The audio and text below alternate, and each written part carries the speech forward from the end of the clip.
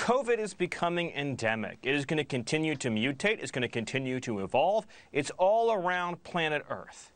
If President Trump was still in office, by the way, we'd already have modified vaccines to deal with the new variants, which is a great point.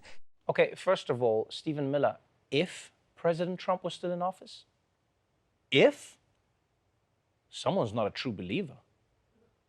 JFK Jr. will be so disappointed when he hears about this one. I mean, the idea that Donald Trump would have quickly handled a COVID variant is by far the least believable shit I have ever heard. You're gonna act like we all don't know this man? There's no way he would have handled it. First of all, he would have spent 4 months denying there was even a new variant. And then he would have wasted 6 more months saying that the vaccines were on their way, but then also don't worry about it because it's not gonna hurt anybody, but also the vaccines are coming. And then he would have gotten Omicron himself, and then he would have been like, Omicron is real, folks, totally real, and I beat it. I karate chopped it so hard, I destroyed it, and now it cried to me. It said, Trump, why you did this to me? You beat me so hard. And I beat it, so now it's over. Congratulations to all, even the haters and the losers.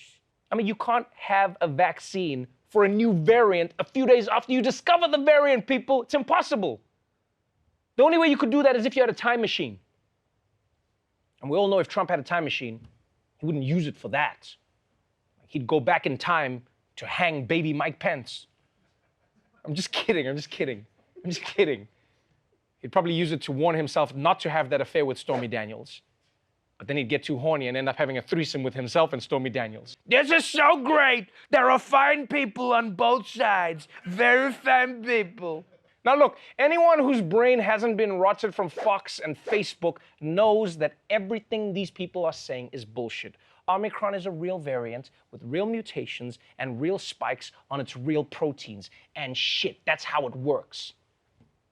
Democrats are just trying to keep the pandemic going to stay in power. And the best way you can tell that is that a year ago, MAGA World was pushing the exact opposite conspiracy. If it ends up that Biden wins in November, I guarantee you the week after the election, suddenly all those Democratic governors, all those Democratic mayors will say, everything's magically better. Go back to work, go back to school. Suddenly the problems are solved. They'll milk it every single day between now and November 3rd. And guess what? After November 3rd, coronavirus will magically all of a sudden go away and disappear, and everybody will be able to reopen. That's all I hear. Turn on television, right? COVID, COVID, COVID, COVID, COVID, COVID. By the way, on November 4th, you won't hear about it anymore.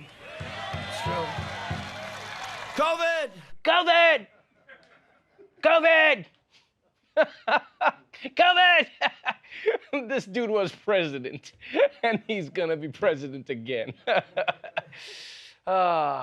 Now, to be fair, for a while after the election, we did hear less about COVID, mostly because the news was about Donald Trump trying to overthrow the country. But this really shows you how drastically MAGA people have changed their conspiracies about COVID over time. I mean, you might even say they had to mutate their propaganda so that it could keep spreading in a new environment. I wonder if there's a medical parallel to the way these talking points are adapting over time. No,